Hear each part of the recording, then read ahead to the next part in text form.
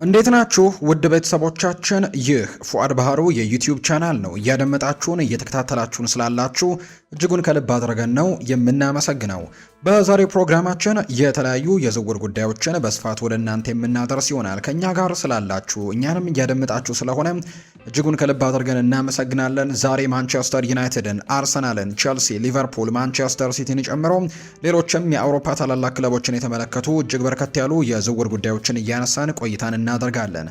ፉአድ ባህሩ ፕሮግራሙን እየመራው ከእናንተ ጋር ቆይታን አደርጋለሁ። ቪዲዮአችንን ላይክ፣ ቻናላችንን ሰብስክራይብ እያደረጋችሁ ቆይታችሁን ከኛ ጋር እንድታደርጉ ነው የአክብሮት ግብዣን ወደ እናንተ የማደርሰው። ከመሸጋገሪያ በኋላ በድጋሚ ተመልሰን እንመጣለን። እስከ ፕሮግራማችን ፍጻሜ ድረስ አብራችሁኝ ቆዩ። ከመሸጋገሪያ በኋላ ስንገናኝም ትልልቆቹን የአውሮፓ ክለቦች እንመለከታለን። አብረን እንቆይ።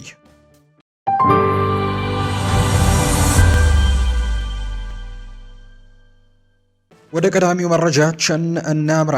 ማቴዎስ ፈርናንዴስ ፓርዶ ክለቡን ለመልቀቅ እንደሚፈልግ ለሊል ካሳወቀ በኋላ በርካታ ፈላጊዎች ብቅ እያሉለት ነው። ሊቨርፑል እና አርሰናል የዚህ ተጫዋች ፈላጊ እንደሆኑ እየተነገረ ነው። በተለይ አርሰናሎች አሁን ላይ ቪኒሲዮስ ጁኒየርን ለማስፈረም ጥረቶችን እያደረጉ ቢገኙም ነገር ግን የቪኒ ጉዳይ የማይሳካ ከሆነ ይህንን ተጫዋች ለማስፈረም ጥረት ሊያደርጉ እንደሚችሉ ነው የተገለጸው። የ21 ዓመቱ ተጫዋች በሙያው ቀጣዩን እርምጃ ለመውሰድም ዝግጁ እንደሆነ ያመነ ሲሆን ፈረንሳዩ ክለብ ከትልልቅ የአውሮፓ ቡድኖች የሚቀርቡ ጥያቄዎችንም እንዲመለከት ይፈልጋል ተብሏል። የቤልጅማዊው አጥቂ ፍላጎት ጉልበትንና በተለያዩ ቦታዎች መጫወት መቻል ለሁለቱም የፕሪሚየር ሊግ ክለቦችም ሳቢ ያደርጎታል። እሱ በሁለቱም የክንፍ አጥቂነትም እንዲሁ በመሃል የአጥቂነት ስፍራ መጫወት የሚችል ቢሆንም የሊል ጠንካራ አቋም ግን ፍላጎት ያላቸው ቡድኖች ከፍተኛ ደረጃን እንዲከፍሉ ሊያስገድዳቸው ይችላል የተባለው ሁኔታው በተጫዋቹ ምኞትና በጣም ዋጋ ከሚሰጣቸው ወጣት ሀብቶቹን አንዱን በማስጠበቅ በቆረጠው ክለብ መካከል ወደሚደረግ ፍልሚያ እየተቀየረ ነው።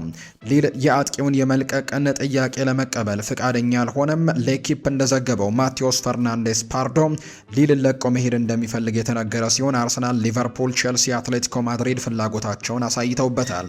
ሆኖም ግን የክለቡ ፕሬዝዳንት ኦሊቨር ሌታንግ በክለቡ ወይም በክረምት የተጫዋቾች የዝውውር መስኮት የሚደረግ ስንብትን እንዳይታሰብ አድርገው ነው የተናገሩት። አጥቂው እስከ 2029 የሚያቆይ ኮንትራት ስላለው ሊል በድርድሩ ላይ ሙሉ ቁጥጥር እንዲኖረው ያደርገዋል ተብሎ ነው የሚጠበቀው።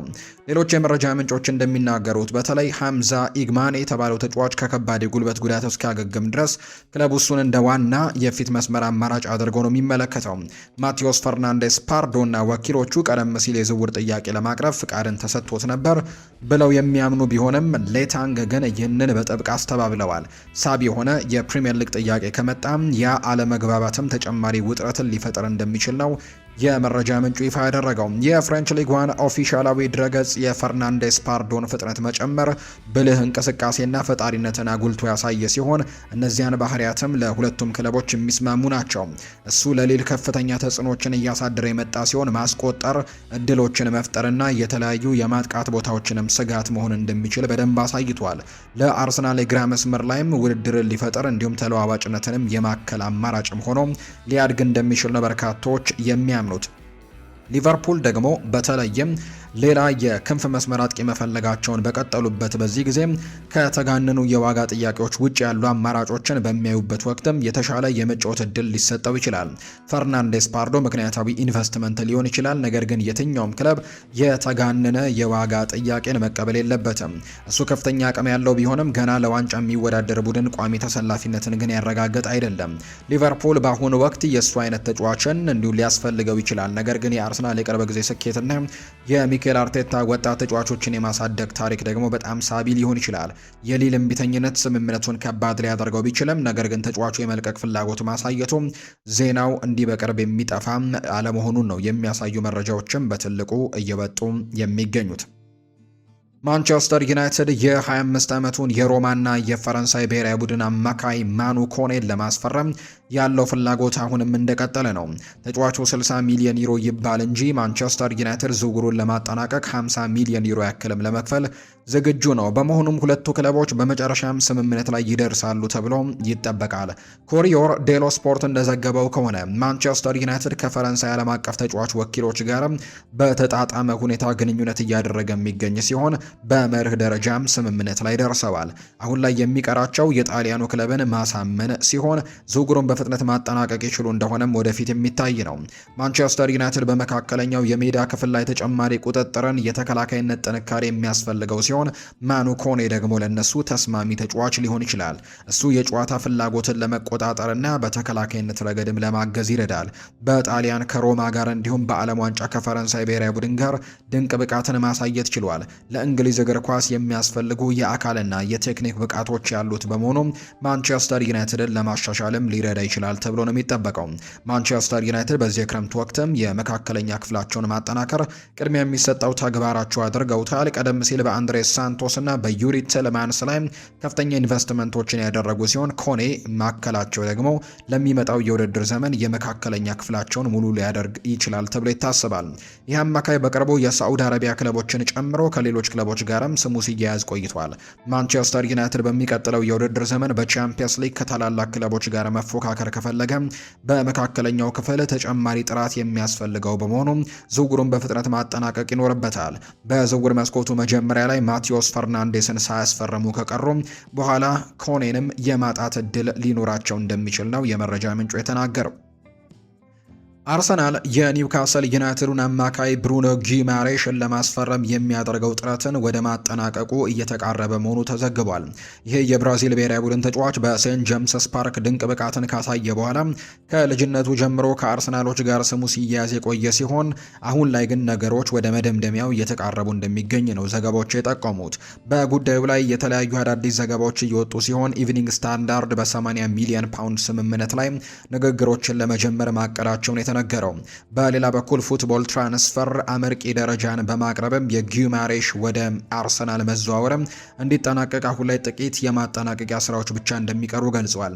የአርሰናል ደጋፊዎችም ጊማሬሽ ከክለቡ ዋነኛ የዝውውር ግብም እንደሆነ ለሳምንታትም ከተወራ በኋላ ስምምነቱ በመጨረሻ አሁን ላይ ሊጠናቀቅ እንደተቃረበ ተስፋ ያደርጋሉ። የብሩኖ ጊማሬሽ ወደ አርሰናል መዘዋወር በመጨረሻም ሊጠናቀቅ እንደተቃረበ ነው የሚታመነው።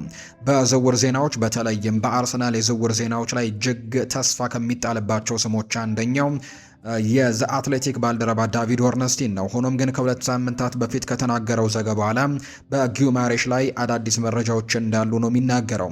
በአርሰናል ደጋፊዎች ዘንድም አሁን ላይ ጥሩ ደረጃ ላይ እንዳለ ታምኗል። ብሩኖ ጊማሬሽ ከኒውካስል ዩናይትድ ለቆም አርሰናልን መቀላቀል እንደሚፈልግ ለክለቡ አስታውቋል። አርሰናል ዝውውሩን ለማፋጠንም እየሰራ ሲሆን በአሁኑ ወቅትም በቀጣይ የዝውውር ጥያቄዎችን አቅርበው ተጫዋቹን ለማምጣት ያጠናቅቃል ተብሎ ይታሰባል። እስካሁን በክለብ ለክለብ ደረጃ ጥሩ ግንኙነቶች ያሉ የኒውካስል አቋምም የ28 ዓመቱን ተጫዋች ለመሸጥ ጥያቄዎችን የመቀበል ፍላጎት ባይኖረውም ከዚያ ጊዜ ጀምሮ አርሰናል ዝውውሩን ለማጠናቀቅ ለምን ያክል ጊዜ እንደፈጀበትም ግልጽ አይደለም። ምክንያቱም ጊማሬሽ በቅድሚያ በፍጥነት ሊጠናቀቁ ከሚገባቸው ስሞች አንደኛው ይመስላል።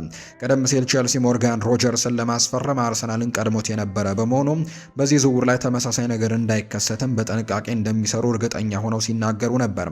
ማርቲን ዙቢሜንዲ ወይም ማይልስ ሉዊስ ስኬሊ በተከላካይ አማካኝነት ማርቲን ኦዴጋርድ ደግሞ ከነሱ ፊት በመሆን ጨዋታዎችን በመፍጠር ይጫወታሉ።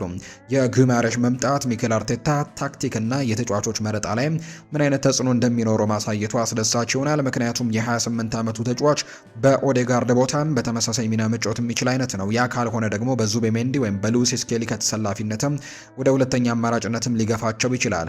ምክንያቱም ራይስ በቅርብ ጊዜ ውስጥ ቦታውን ያጣል ተብሎ አይታሰብም። ያም ሆኖ ግን ራይስ ከዙቤሜንዲ በ2025/26 የውድድር ዘመን በርካታ ጨዋታዎችን ያለ ረፍት ተጣምረው ተጫውተዋል። አሁን ላይ ግን የብሩኖ ጊማሬሽ መምጣት ምናልባት ማርቲን ዙቤሜንዲን ተጠባባቂ ሊያደርገው እንደሚችል ነው የመረጃ ምንጩ የተናገረው። አርሰናል የካርዲፍ ሲቲውን አጥቂ የሆነው አክሰል ዶንቼቭን ለማስፈረም ጥረቱን አፋጥኖ ወደ ማጠናቀቁ ተቀርቧል። ዘ አትሌቲክ ባወጣው ዘገባ መሰረት አርሰናል የ16 ዓመቱን ታዳጊ ለማስፈረም በሚያደርገው ስምምነት ላይ ለመድረስ እጅጉን ተቃርበዋል። ዶንቼቭ በካርዲፍ ዘንድም ከፍተኛ ግምት የሚሰጠው ተጫዋች ሲሆን ከፊቱ ትልቅ ብሩህ ተስፋ ይጠብቀዋል። በትክክለኛው መሪነትና አሰልጣኝነት ወደ ከፍተኛ ደረጃ የሚሸጋገር ጥራት ያለው ተጫዋቹ ይሆናል ተብሎ የሚጠበቅ ሲሆን አርሰናልም ተጫዋቹን የግሉ ለማድረግም በጽኑ ይፈልጋል የተባለው። አርሰናሎች ለወደፊት የሚሆን ስብስብን ለመገንባት እያለሙ ይገኛሉ።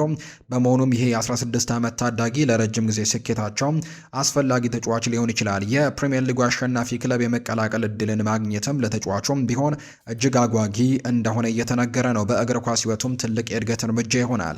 ተጫዋቹ አርሰናልን ሲቀላቀል ከታችኛው የአካዳሚ ቡድን ጋርም እንደሚቀላቀል የሚጠበቅ ሲሆን በቅርብ ጊዜያት ውስጥ ደግሞ ወደ ዋናው አሰልጣኝነትን አሳምኖ ለዋናው ቡድን የመሰለፍ እድልን ማግኘትም ይችል እንደሆነ ማየቱ አስደሳች ያደርገዋል። ተጫዋቹ ድንቅ አቅም ያለው ታዳጊ ለመሆኑ ምንም ጥርጥር የለውም። አርሰናል ደግሞ ወጣት ተጫዋቾችን ኮትኩቶ በማሳደግ ረገድም አስደናቂ ታሪክ ማህደር አለው። እሱን ደግሞ ወደ መጨረሻው ጊዜም ኮከብነትም ለመቀየርና ለማሳደግም ሊረዱት ይችላሉ። በተመጣጣኝ የዝውውር ማስፈረምም ከተቻለም ይህ ስምምነትም ለረጅም ጊዜ የሚዘልቅም ድንቅ ስኬት ሊሆን እንደሚችል ነው የሚገመተው። አርሰናል ባለፈው የውድድር ዘመን የፕሪሚየር ሊጉን ዋንጫ ያሸነፈ ሲሆን በዚህኛው የውድድር ዘመን ሀገር ውስጥ ዘውዱን ለማስከበር ይጫወታል። በተጨማሪም የአውሮፓ መድረክ ጥሩ ለመጫወትና የዩኤፋ ቻምፒየንስ ሊግን ለማሸነፍም ያልማሉ። በዚህ የክረምት የዝውውር መስኮትም አስፈላጊዎቹ ተጨማሪ ተጫዋቾችን ማምጣት ይችሉ እንደሆነ የሚታይ ይሆናል። ጥቂት ደግሞ ጥራት ያላቸው ተጫዋቾችን ማከለ ቡድኑን የበለጠ ለማጠናከርና በሚቀጥለው የውድድር ዘመንም በአውሮፓ ሀያላን ክለቦች ጋርም በእኩልነት ለመፎካከርም ይረዳቸዋል ተብሎ ነው የሚጠበቀው። ቸልሲ እና ማንቸስተር ዩናይትድ አርቺ ብራውንን ከፌነርባቼ ለማስፈረም ፍላጎት እንዳላቸው ተዘግቧል። ሰባህ ባወጣው ዘገባ መሰረት ሁለቱ የፕሪሚየር ሊግ ክለቦች የ24 ዓመቱን የግራ መስመር ተከላካይ ለማስፈረም የሚፈልጉ ሲሆን ዝውውሩን ለማጠናቀቅ ይፋዊ የዝውውር ጥያቄዎችን ያቀርባሉ ወይ የሚለው ገና የሚታይ ነው። ብራውን 20 ሚሊዮን ዩሮ የሚያስወጣ ሲሆን እሱም ወደ እንግሊዝ ለመመለስም ፍላጎት አለው። ብራውን ቀደም ሲል ለዌስት ብሮሚች አልቢዮን እና ለደርቢ ካውንቲ ተጫውተዋል። የ24 ዓመቱ ተጫዋች ባለፈው የውድድር ዘመን በቱርክ ድንቅ ጊዜን ያሳለፈ ሲሆን 5 ጎሎችን ያስቆጠረና 7 ጎሎችን አመቻችቶ ማቀበል ችሏል። ቸልሲ እና ማንቸስተር ዩናይትድ በግራ መስመር ተከላካይነትም ተጨማሪ ተጫዋቾች የሚያስፈልጋቸው በመሆኑ ብራውን ለሱ ጠቃሚ ማስፈረም እንደሚሆን አልፎ ተርፎ ጥርጣሬ የለውም። ቸልሲ የማርኮ ኮሬያን ወደ ሪያል ማድሪድ መዛወርን የፈቀደ በመሆኑ የዓለም ዋንጫ አሸናፊውን ተጫዋችም የሚተካ እየፈለገ ነው። በሌላ በኩል ሉክ ሾው በእግር ኳስ ዘመኑ ማጠቃለያ ላይ የሚገኝ በመሆኑ ማንቸስተር ዩናይትድም ጥራት ያለው የረጅም ጊዜ ተጫዋች ይፈልጋል። ከሁለቱ ክለቦች መካከል ስምምነቱን አጠናቆ ተጫዋቹን የግሉ የሚያደርገው የትኛው እንደሆነ ወደፊት የሚታይ ነው። ይሄ የ24 ዓመት ተጫዋች በእግር ኳስ ዘመኑ ከፍተኛ ደረጃ ላይ እንደደረሰ የሚያሳይ በመሆኑ ለሁለቱም ክለቦችም ትልቅ ሀብት ሊሆን ይችላል። የተጠየቀው የ20 ሚሊዮን ዩሮ ወይም 17 ሚሊዮን ፓውንድ የዝውውር ዋጋ ከሱ ጥራት አንጻር ሲታይ ተመጣጣኝ ሲሆን የወጣበትም ወጪን ማካካስ ይችላል። የእንግሊዝ እግር ኳስን በጥሩ ሁኔታ የሚያውቅ በመሆኑ በፍጥነት ተላምዶ አዎንታዊ ተጽዕኖችንም ማሳደር ይችላል። ሁለቱ ቼልሲና ማንቸስተር ዩናይትድ ለተጫዋቹ አጓጊ እድሎች ናቸው።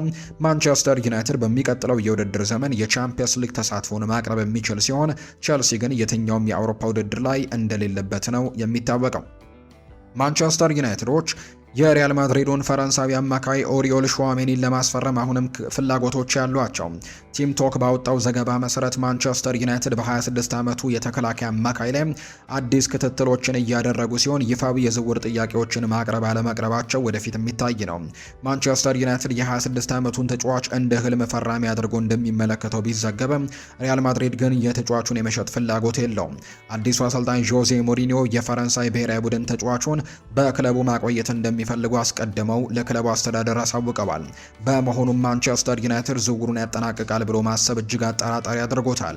ተጫዋቹ እንደ ሊቨርፑል ሌሎች ክለቦች ጋርም ስሙ ሲያያዝ ቆይቷል። የካሴሜሮ መልቀቅን ተከትሎ ማንቸስተር ዩናይትዶች አሁን ወደ ሌሎች አማራጮች ያተኩራሉ የሚለው የሚጠበቅ ይሆናል። የሪያል ማድሪዱ ኮከብ ለሱ ተስማሚ ተጫዋች ቢሆን ነበር። ማንቸስተር ዩናይትድ በሚመጣው የውድድር ዘመን በዩኤፋ ቻምፒየንስ ሊግ የሚሳተፍ በመሆኑ ከታላላቅ ክለቦች ጋር ያለው ልዩነት ለማጥበብ ቡድኑን ለማጠናከር ይሞክራል። በመሃል ሜዳ ላይ ኳስን በጣም በጥሩ ሁኔታ የሚያንሸራንሸር የተከላካይ ክፍሉን የሚጠብቅና ሽፋን የሚሰጥ ተጫዋችም ያስፈልጋቸዋል ነው እየተባለ የሚገኘው። አስተማማኝ ተከላካይ አማካይ በመሃል ሜዳቸው ላይ ትልቅ ልዩነትንም ሊፈጥር ይችላል ተብሎ ይጠበቃል። በመጨረሻ ማንቸስተር ዩናይትዶች ማንን እንደሚያስፈርሙ ወደፊት ማየቱ አጓጊ አድርጎታል። በሌላ በኩል ሪያል ማድሪድ የማንቸስተር ሲቲውን አማካይ ለማስፈረም በሚደረገው ጥረትም ጋር ስሙ እየተያዘ ይገኛል። የዓለም ዋንጫ አሸናፊውን ተጫዋች ማስፈረም ከቻሉ ሮድሪን ማድሪዶች ምናልባት የቹዋሜኒ መልቀቅ ሊፈቅዱ ይችላሉ የሚለው በስፋት የሚታይ ጉዳይ ነው። ሊቨርፑል የፓሪስ ሰን ዠርሜኑን አጥቂ ብራድሌይ ባርኮላን ለማስፈረም እየሰራ ቢሆንም ዝውውሩ ግን ቀላል ሊሆን አይችልም። እንደ ፋብሪዚዮ ሮማኖ ዘገባ ከሆነ ዝውውሩ ጊዜ ሊወስድ የሚችል ሲሆን ሁለቱ ክለቦችም ስምምነት ላይ መድረስ ይኖርባቸዋል። ፓሪስ ሰን ዠርሜን የተጫዋቹን ዋጋም የ170 ሚሊዮን ዩሮ አካባቢ የገመተው ቢሆንም ሮማኖ ግን በዝውውሩ ላይ ከዚህ ባነሰ ዋጋ ሊጠናቀቅ እንደሚችል ነው የሚገምተው። ሊቨርፑል መስመር ላይ ተጨማሪ ጥራት ያለው ተጫዋች እንደሚያስፈልገው ግልጽ ሲሆን የ23 ዓመቱ ተጫዋችም ቡድኑ ትልቅ ለውጥን የሚያመጣ ሊሆን ይችላል። ተጫዋቹ አንድ ለአንድ አልፎ በመሄድና የተቃራኒ ቡድን ተከላካዮችን በመበተን ረገድም በጣም ጎበዝ ነው። ሊቨርፑል በማጥቃት ክፍሉ እንደሱ ያለ ተጫዋች የሚያስፈልገው ሲሆን ዝውውሩን ለማጠናቀቅ አቅማቸው የፈቀደውን ሁሉ ማድረግ አለባቸው። ፋብሪዚዮ ሮማኖ እንደተናገረው ሊቨርፑል በብራድሌይ ባርኮላ ዝውውር ላይ እየሰራ ነው። ነገር ግን በሚቀጥሉት ጥቂት ደግሞ ጊዜያት ፈጣን ስምምነቶች ይኖራሉ ተብሎ አይጠበቅም። ለድርድሮችና ውይይቶችም ጊዜ ወስዳል ተብሎ ነው የሚታሰበው። ማረጋገጥና ማብራራት የሚቻለው ነገር ባርኮላ ወደ ሊቨርፑል ለመዛወር በጣም ክፍትና ፍላጎት ያለው መሆኑን ነው። በክለቡ ፕሮጀክት ተስቧል። ሊቨርፑል ለወደፊት እጣ ፈንታው ተስማሚ አማራጭ እንደሆነ ያምናል። ባርኮላ በክለቦች መካከል የሚደረግ ድርድርን መቆጣጠር አይችልም። እንዲሁም ፓሪስ ሰን ዠርሜን ከፍተኛ የዝውውር ዋጋ እንደሚፈልግም ግልጽ ነው። ዋጋው 170 ሚሊዮን ዩሮ ይሆናል ተብሎም አይታሰብም። ከዚያ ባነሰ ዋጋም የሚለቅም ይመስላል። ሊቨርፑል ግንኙነት እያደረገ በመሆኑ ምን እንደሚከሰትም መጠበቅ ይኖርብናል ተብሎ ነው የሚታሰበው። ባርኮላ ራሱን ለማሳደግና አቅሙን ሙሉ በሙሉ ለማጠናከርም መደበኛ የጨዋታ ጊዜ ያስፈልገዋል። የፈረንሳይን ክለብ ለቆ መውጣት ለሱም ቢሆን ተስማሚ ነው። ሊቨርፑል በፕሪሚየር ሊጉ መደበኛ የጨዋታ እድልም ሊሰጠው ይችላል። ባለፈው የውድድር ዘመን 13 ጎሎችን ያስቆጠረ ሲሆን 7 ደግሞ ጎል የሆኑ ኳሶችንም አመቻችቶ አቀብሏል። ባርኮላ አጥቂ ቡድን ውስጥም መደበኛ የጨዋታ እድልን ሊያገኝ አሃዙ የበለጠ እንደሚሻሻልም ይጠበቃል። ሊቨርፑል የተጫዋቹን ምርጥ ብቃት ማውጣት ይችላል ተብሎ ነው የሚታሰበው። ሊቨርፑሎች በማጥቃት ክፍላቸው ላይ አስቀድሞ ለመገመትም የሚያስቸግር ክህሎት እጥረት ነበረባቸው። የፈረንሳይ ብሔራዊ ቡድን ተጫዋችም ለማጥቃት ክፍላቸው አዲስ አማራጭን ይዞ ይመጣል። ዝውውሩም ለሁሉም ወገኖችም ተስማሚ ይሆናል ተብሎ እንደሚጠበቅ ነው የተገለጸው። ሊሊማን እንጃዬ በዚህ ክረምት የዝውውር መስኮት ከኤቨርተን የመልቀቅ ጭምጭምታዎች ጋር ስሙ እየተነሳ ነው። ቲም ቶክ ባወጣው ዘገባ መሰረት ሊቨርፑል እና ማንቸስተር ዩናይትድ ይህንን የሴኔጋል ብሔራዊ ቡድን ተጫዋች በቅርበት እየተከታተሉት ሲሆን የዝውውር ጥያቄ ለማቅረብም ሊያስቡ ይችላሉ። የሳዑዲ አረቢያ ክለቦች በ25 ዓመቱ አጥቂ ላይ ፍላጎት አሳይተዋል። የ25 ዓመቱ ተጫዋች ለኤቨርተን በፕሪሚየር ሊጉ በ71 ጨዋታዎች 17 ጎሎችን በማስቆጠርም በጥሩ እንቅስቃሴ ላይ የሚገኝ ሲሆን በትልቅ ክለብ ውስጥም ለመጫወት የሚያስችል ብቃት እንዳለው ምንም ጥርጥር የለውም። ሊቨርፑል ወይም ማንቸስተር ዩናይትድን የመቀላቀል እድሉ ለማግኘትም ለሱ በጣም አጓጊ ሊሆን እንደሚችል ይታመናል። ይህ ለአፍሪካዊ ተጫዋችም በሁለቱ የመስመር አጥቂነት ቦታዎች ላይ ተጫውቶ ማገልገል የሚችል ሲሆን ለቡድን አጋሮቹም እድሎችን መፍጠርና ጎሎችን ማስቆጠር ይረዳል። ኤቨርተን ተጫዋቹን ለመልቀቅ ፍቃደኛ ይሆን እንደሆነ ማየቱ አጓጊ ያደርገዋል። እሱ ለክለቡ ቁልፍ ተጫዋች በመሆኑ የመልቀቁ ነገር ለቡድኑ ትልቅ ጉዳት ነው። በኤቨርተን እና በሊቨርፑል መካከል ያለው ቅሬታና ተፎካካሪነት ግምት ውስጥ በማስገባትም ሊቨርፑሎች የሱን ፊርማ ለማግኘት በጣም ከባድ ይሆንባቸዋል። በሌላ በኩል ማንቸስተር ዩናይትድ ኤቨርተንን ለመሸጥ ለማሳመንም የተሻለና ቀላል አድርገው ሊኖር ይችላል። ሊቨርፑል መሐመድ ሳላህን ያጣ በመሆኑ እሱን በትክክል የሚተካ ተጫዋች ያስፈልገዋል። በመስመር ክፍላቸው ላይ ደግሞ ተጨማሪ ጥራት ያስፈልጋቸዋል። ቀደም ሲል ከኦሳሱና ቪክቶር ሙኞዝን ያስፈረመው ቢሆንም ተጨማሪ አማራጮች ግን ሊኖራቸው ይገባል። በተመሳሳይ መልኩ ማንቸስተር ዩናይትድን በማቴዎስ ኩኛና ብሪያን ኤምቤሞ ላይ ከመጠን በላይ ጥገኛ ሆነዋል። በዚያ የመጫወቻ ክፍል ላይ ተጨማሪ ጥልቀት የሚያስፈልጋቸው ሲሆን ከሁለቱ ክለቦች መካከል የትኛው ዝውውሩን እንደሚያጠናቅቅም ወደፊት የሚታይ ነው። ኤቨርተን ለሴኔጋላዊው ኢንተርናሽናል ከፍተኛ የዝውውር ዋጋ እንደሚጠይቅ ይጠበቃል። እሱ ለቡድኑ የማይተካ ሀብት በመሆኑ እሱን በትክክል የሚተካ ተጫዋች ማግኘትም ይኖርባቸዋል ተብሎ እንደሚጠበቅ ነው የመረጃ ምንጩም ይፋ ያደረገው። ውድና የተከበራችሁ ቤተሰቦቻችን ከሁለተኛው የዩቲዩብ ቻናላችን ፉአድ ባህሩ የዩቲዩብ ቻናል ለዛሬ ያዝንላችሁ ፕሮግራማችን ይህንን ይመስል ነበር። ቆይታችሁን ከኛ ጋር ስላደረጋችሁ እጅጉን ከልብ አድርገን እናመሰግናለን። የተለያዩ ርዕሰ ጉዳዮችን ያካፈልንበት የዛሬ ፕሮግራማችንም ይህንን ይመስል ነበር። ቆይታችሁ ከኛ ጋር ስለነበር ከልብ አድርጌ ያመሰገንኩኝ። በቀጣይ ፕሮግራሞቻችን ሌሎች ርዕሰ ጉዳዮችን፣ ሌሎች አዳዲስ መረጃዎችን አካተን በድጋሚ ተመልሰን እንገናኛለን። ለዛሬ ስላደመጣችሁኝ ከልብ አድርጌ ያመሰገንኩኝ። መልካም ጊዜ እንዲሆንላችሁ ነው በአክብሮት የምመኘው።